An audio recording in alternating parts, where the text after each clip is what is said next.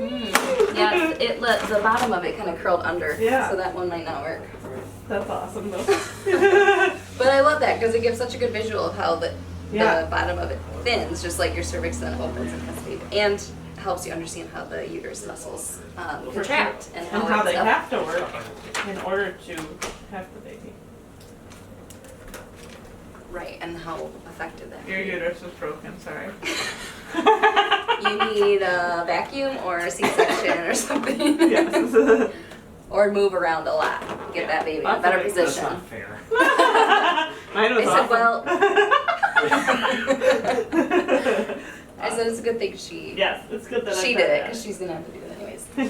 Okay, so we're gonna touch on nutrition.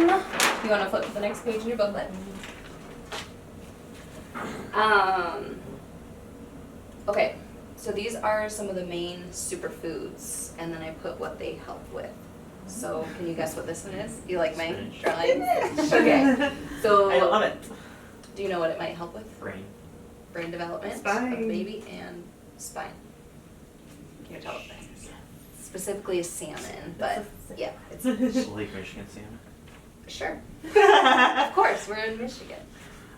So that helps with, Sight, revision, yep, knife development. for the baby and Brain. brain development. Corn. This might be a little bit of a hard one. It's Beans. kidney beans, yeah, Okay. yep. And so that helps with Brain development. and Ooh. iron. There you go. There you go. So if you keep these three in mind, these are like superfoods, so they have like tons of all the different kinds of nutrients that is really good for the development of the baby. And as far as, oh, go ahead. What is it about fish that you're avoiding? Like, The heavy metals.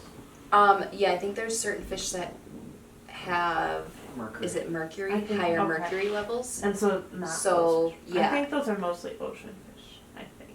Maybe. I don't remember. You could look it up or look in a book or Mhm. something. But yeah, I think that's what it is, the higher mercury makes sense. levels. My dad just catches salmon, so I don't worry about it. Okay, so there you go. There it is. And as far as exercise, usually you can keep doing your normal exercise routine when you become pregnant. It's not necessarily a good idea to start something new that's more intense than what you're used to. And then you don't want to get your temperature above 102.5 if you're exercising and it's really, intense, you're sweating and stuff. But no matter what you're doing, just check with your care provider to make sure it's okay for you. And there are some situations where you wouldn't want to exercise at all, like if you have placenta previa where the placenta is over your cervix, or there's special circumstances, so that's why it's good to contact your care provider. And then these are just some ideas, some just like really simple ideas of how to get some of that nutrition in your diet. So like just having fish once a week for a meal, or adding spinach to your smoothies. If you have eggs for breakfast, add some broccoli. Whole grain bread instead of white. If you need a quick snack, some peanuts or raisins, those are really good for Mix them you. together. Put Yeah. vanilla on your ice cream. Yeah, I know. It's pretty special to have that in there. I like it. And then extra lean meat instead of just keeping an eye on that. So, and then adding kidney beans to salad. So those are just some you don't have to get overwhelmed to change your whole diet. But those are just some easy ways to get in the habit of making more nutritious choices. And then I've got some more lists of different protein, what it helps, and then what foods that has in it. So we won't go over all of that, but just so you have that. And then the next thing is your birthplace. So there's basically 3 places, as it's not in the car on the way to the hospital. There's basically 3 places where you can give birth. So a hospital with a doctor or a nurse midwife, or a birth center which would be with a midwife, or at home, which would also be with a midwife. So some people just feel more comfortable in their own home, and so that's why they choose a home birth. Some people choose it because they don't trust medical care providers. Some people go to the hospital because they would be really scared to be home. Some people go to the birth center because it's kind of like, you know, they might think it's kind of like in between. Like if you're scared of the hospital environment, it's a homey environment, but you know, you're close to the hospital and if you need to be there. I mean, you can always check with the birth center if they are close to a hospital, but so it's always good, I think, to just talk, you know, if you're considering any of these, like talking to some, you know, a midwife, a nurse midwife, an OBGYN, and just getting their perspective, asking them your questions, concerns, and then seeing what you guys feel like is a good fit. And then as far as care providers, so they're called care providers, so you want to find out they actually care. That's really important. You want them to obviously be well trained, but also care about who you are, what you want, and how you're doing. So I went over the care providers and where they would usually deliver, and then there's midwives that have different levels of training, and so I put information in the booklet of like a lay midwife. They don't have any like professional training, it's more experience. And then nurse midwives would be, I think that's the highest level training for a midwife. So I just put like the requirements for the different types of midwives in here. Just so if that's something you're considering, just make sure you're comfortable with whatever however your midwife is certified. And then some questions to ask your doctor or midwife. Just to kind of get them talking and kind of helps you get a feel for who they are and if it lines up with your birth philosophy and what you want for your birth.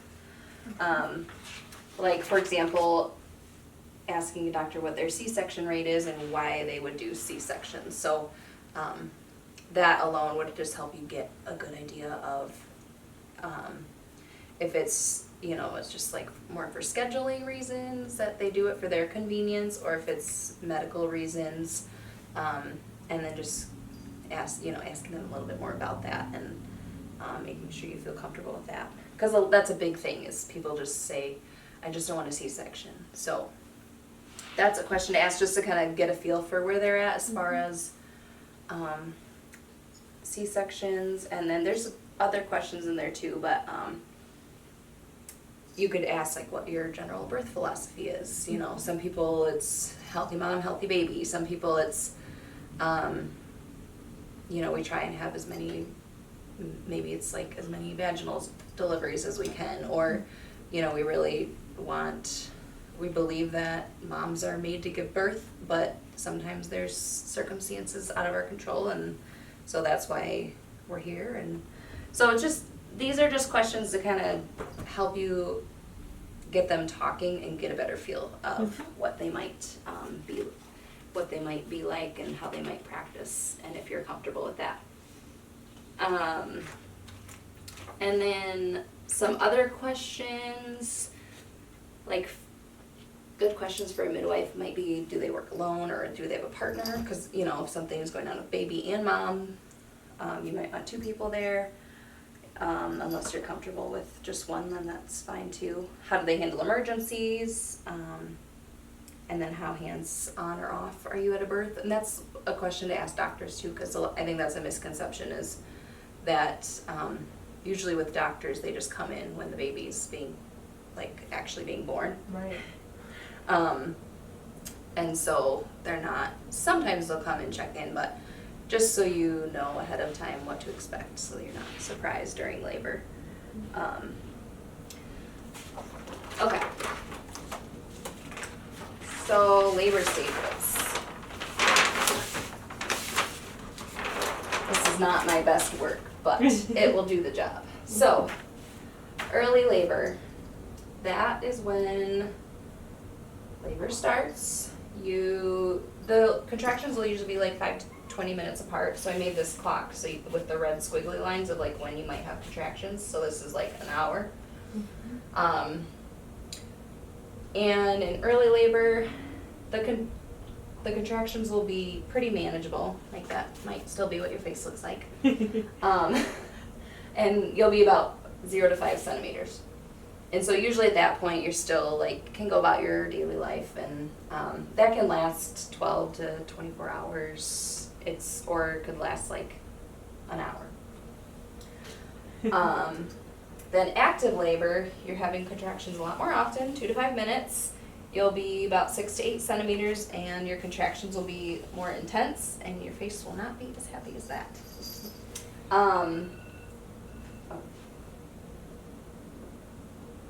Okay, let me stop this and restart.